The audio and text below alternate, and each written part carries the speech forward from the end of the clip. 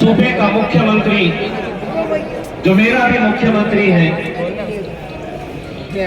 जो हर जाति धर्म और मजहब का मुख्यमंत्री है, वो अगर साफ तौर के ऊपर आकर ये कहता है कि तुझे जो बोलना है तू बोल, तुझे सिर्फ इजाजत ही नहीं देते बल्कि हुकूमत तुझे तेरी हिफाजत करने के लिए पूरी सिक्योरिटी देती है, तो आप सोचिए हम किस दौर के अंदर जी रहे हैं। मैं तो अब उस मुख्यमंत्री को यह कहना चाहूंगा, इस जिस नारा रामगिरी ने ये बात कही है, उसको अब जितनी ज्यादा सिक्योरिटी तो दे सकता है दे दे, क्योंकि हमें अब ये डर सताने लगा है कि अपनी कुर्सी हासिल करने की खातिर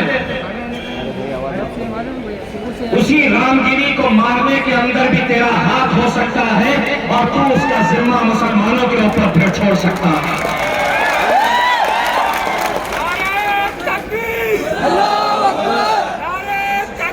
अल्लाहू अकबर।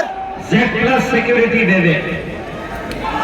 और उस रामगिरी को मैं ये कहना चाहता हूं, तुझे खतरा मुसलमानों से नहीं है, तुझे खतरा तेरे अपने लोगों से है, क्योंकि उन्होंने अपनी कुर्सी हासिल करने के लिए ये सारा खेल रचा है।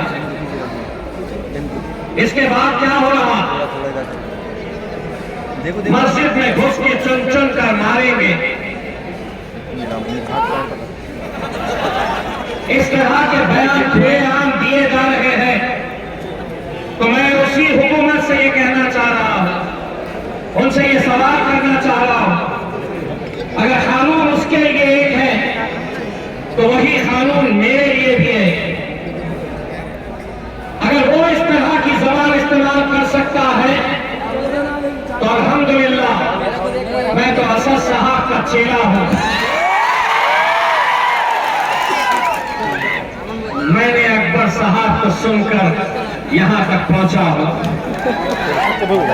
अगर जबान की बात आई तो फिर हमारी जबान भी खुलेगी। हम भी कोई गूंगे मुक्के और बहरे नहीं हैं। मुझसे कहा गया यही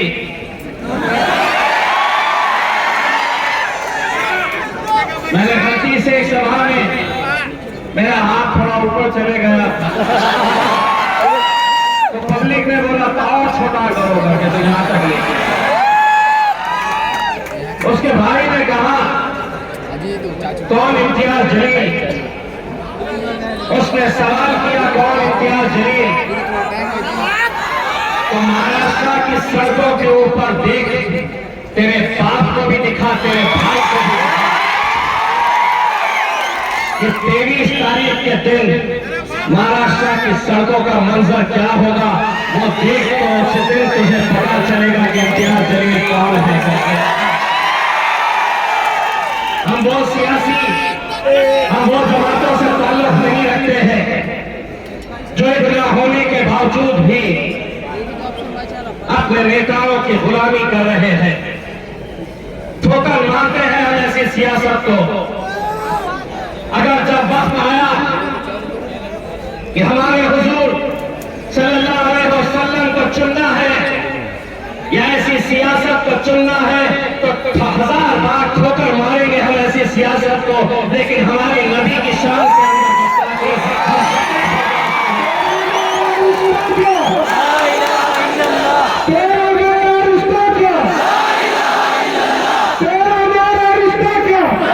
अंदर बताया जाएगा। परमिशन मिलेगी क्या, जाने देंगे क्या, यहीं पे गाड़ियां रोक लेंगे। इससे पहले भी मैंने तिरंगा रैली ले जा चुका हूं। भीड़ के बहुत सारे नौजवान बुजुर्ग मेरे साथ उस वक्त मौजूद थे। हर तालुके पे, हर जिले के हेडक्वार्टर के ऊपर पुलिसों की फौज लगाई जाती थी, बैरिकेड्स बैरिकेड्स लगाकर रोका जाता था। मैं गाड़ी पे से उतरता था, उस कमिश्नर को, एसपी को साइड में ले जाता था,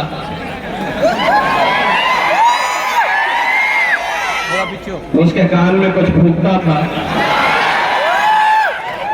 और वो बैरिकेड। इसलिए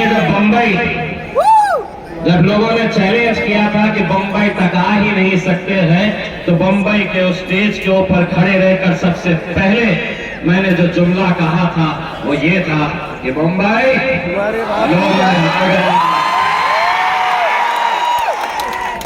महाराष्ट्र के तारीख के अंदर साल भाई अल्हम्दुलिल्लाह ये पहली बार हुआ था कि एक मुसलमान लीडर के लिए मुंबई की सड़कों को बंद करना पड़ा था। और आज हम अगर यहां पर जाएंगे तो किसी सियासी पार्टी के बैनर के तले नहीं जाएंगे, किसी जमात, किसी तंजीम के बैनर के तले नहीं जाएंगे। एक एक शख्स जो निकलेगा, एक एक जवान जो निकलेगा, एक एक बुजुर्ग जो निकलेगा, एक एक उलमाए दीन जो निकलेंगे, वो सिर्फ बाहैसियत मुसलमान के हैसियत से वहां पर निकलेंगे, कूच करेंगे हम।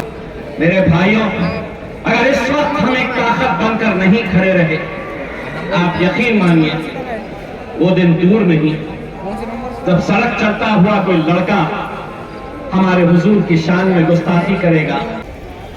हम हुकूमत को सिर्फ एक पैगाम देने के लिए जा रहे हैं। वो पैगाम ये है कि ये मुल्क अगर चलेगा तो संविधान के हिसाब से चलेगा, तुम्हारी गुंडागर्दी के हिसाब से नहीं चल सकता है। और अगर तुम ये समझ रहे हैं कि ये कौम में कोई उठने वाला नहीं है, कोई लड़ने वाला नहीं है, कोई बोलने वाला नहीं है,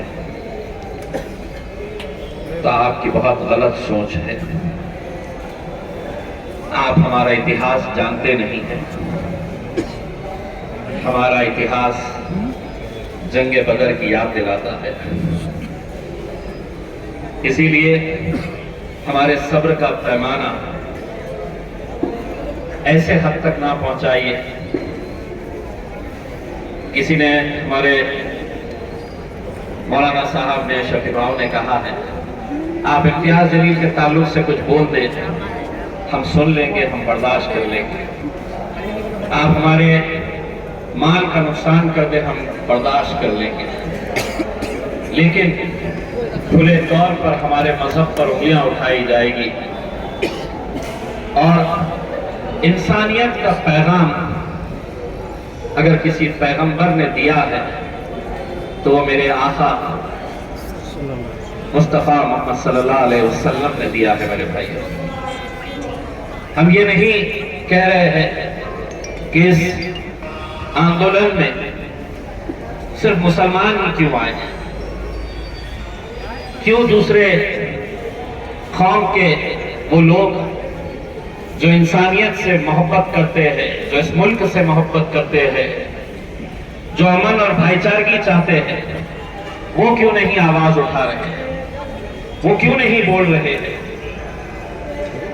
आज हालात क्या हो गए, आप क्या खाएंगे? थोड़ा सा गोश्त अगर आप एक थैली में बांध कर ले जा रहे हैं अपनी बच्ची के लिए, 72 साल के बुजुर्ग को जिस तरीके से मारा गया, कौन ऐसा शख्स हो सकता है मेरे भाई, किसी भी जाति का, किसी भी धर्म का, किसी भी मजहब का क्यों ना हो, ऐसी कौन सी उन्हें सीख दी जा रही है कि जिन्हें ये बताया जा रहा है कि ये तुम्हारा बाप की उम्र का है, ये तुम्हारे दादा की उम्र का है, तुम्हारे नाना की उम्र का है। सोचो, देखो और गौर करो कि कैसा जहर फैलाया जा रहा है। घरों में घुसकर के गाजापुर में मारा नहीं गया है, कोई लेना देना नहीं मुसलमानों का वहां के अतिक्रमण से, लेकिन घरों में घुसकर महज सिर्फ किसी दुकान के ऊपर चांदतारा नजर आया, किसी दुकान के ऊपर केजीएल लिखा हुआ था, जला दी गई, कोई बोलने वाला नहीं। वक्त का कानून अगर आया है कि हम सिर्फ वोट देने के लिए रह गए हैं, क्या हम सिर्फ मुसलमान हैं तो वक्त के कानून के खिलाफ सिर्फ मुसलमान ही लगा हुआ है मस्जिदों के बाहर? तुम क्यों नहीं अपने लोगों को यह ताकीद करते हैं कि तुम भी इसका विरोध करो? हमारी मस्जिदों के ऊपर, हमारी दरगाहों पर, हमारी खानखाओं पर अब नजर रखी जा रही है और हम खामोश ये जानते हुए कि आज का इस माहौल के अंदर कोई आपके लिए बोलने वाला नहीं है, कोई खड़े रहने वाला नहीं है। छत्रपति शिवाजी महाराज हमारे लिए भी आदरणीय है, हम भी उनका इज्जत करते हैं, एहतराम करते हैं।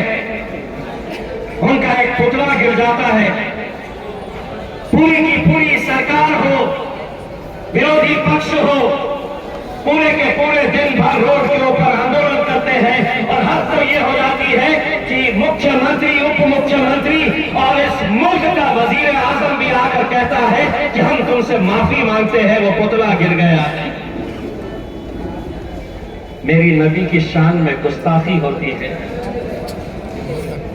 माफी तो दूर की बात, कोई मुंह खोलने के लिए तैयार नहीं है। कहीं ना कहीं हम खुद इसके जिम्मेदार हैं मेरे भाई। हम इतने बढ़ गए हैं, हम इतने जमातों के अंदर चले गए हैं, इतनी तंजीमों में हम बढ़ चुके हैं कि अब हमें ऐसा लगता है अरे मैं तो ये फला पार्टी का हूं, मेरी पार्टी के लीडर ने ही कुछ बोला नहीं है तो मैं कैसा इसके अंदर शामिल हूं। मैं तमाम मुसलमानों को यह कहना चाहता हूं, तुम रहो किसी पार्टी के अंदर, लेकिन अपने नबी के खिलाफ अगर तुम सुन रहे हैं तो यकीन मानिए तो तुम किसी लहाए मुसलमान नहीं है मेरे भाई। क्योंकि मेरा तुम्हारा रिश्ता क्या है? ईद मिलादुन नबी कितने बड़े बड़े जुलूस निकाले जाएंगे, क्या है वो दिन का मतलब?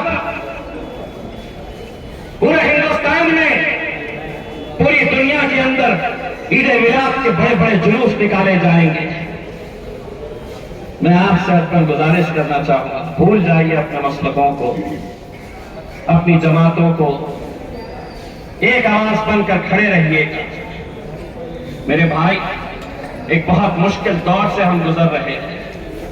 यकीन मानिए अगर इस बार हमने आवाज नहीं उठाई तो शायद सड़क चलता हुआ लड़का आपकी मस्जिदों की तरफ देखकर कोई बंदूक की गोली दिखा रहा है, कोई तीर से उसे मारने की बात कर रहा है, खुलेआम ये कह रहा है कि आपकी मस्जिदों के अंदर हम घुस के चुन चुन कर मारेंगे। खुदा न करे कभी किसी मस्जिद के अंदर यह हुआ तो आपसे पूछा नहीं जाएगा कि तुम्हारा बायोडाटा दो पे, कि तुम किस मसलक के हो, किस सियासी जमात के हो, किस तंजीम से ताल्लुक रखते हैं। अच्छा, तुम इस तंजीम से तो इधर हो जाओ, तुम इस जमात से तो इधर हो जाओ। नहीं मेरे भाइयों, गाजापुर के अंदर हमने देखा है कैसे मुसलमानों के घरों में घुसकर मारा जा रहा है। हम कुछ नहीं कर रहे, हम हुकूमत को सिर्फ एक पैगाम देने के लिए, अपने सरों का समंदर दिखाने के लिए, हम ये बताने के लिए कि हम दोबारा अगर ऐसी कोई हरकत कोई करता है, दोबारा अगर कोई करता है, मुख्यमंत्री साहब ने ये कहा कि कोई उस रामगिरी के बाल को भी धक्का नहीं लगा सकता। बोलो तुम जो बोलना है, अगर बोलने के बाद रामगिरी अगर तुझ में हिम्मत थी तो हमारे सामने आता, हम मुख्यमंत्री को कहते कि इसका एक एक बाल कैसा नोचा जाता है, ये हम बता दे तुझे। इस हद तक हम आ चुके हैं मेरे भाई कि आज मुख्यमंत्री, उनके आमदार, उनके खासदार खुलेआम ये बात कह रहे हैं अपने अपने शहरों तक महदूद करके रखे हुए हैं। मैं आज सिर्फ आपको आज की इस महफिल के जरिए ये बताने के लिए आया हूं, बस खुदा का भरोसा है मुझको और मुझे किसी की जरूरत नहीं। बस खुदा का भरोसा है मुझको और किसी की जरूरत नहीं। उसके सजदों से जो मुझे रोके, ऐसी हुकूमत की कोई जरूरत नहीं हमको। यही पैगाम हम यहां से देंगे। मैं तमाम उलमाए किराम से यह गुजारिश करना चाहूंगा कि इसका नेतृत्व, इसकी रहनुमाई आप लोग इसे लीड करिएगा। आपका हुक्म सर आंखों पर रहेगा।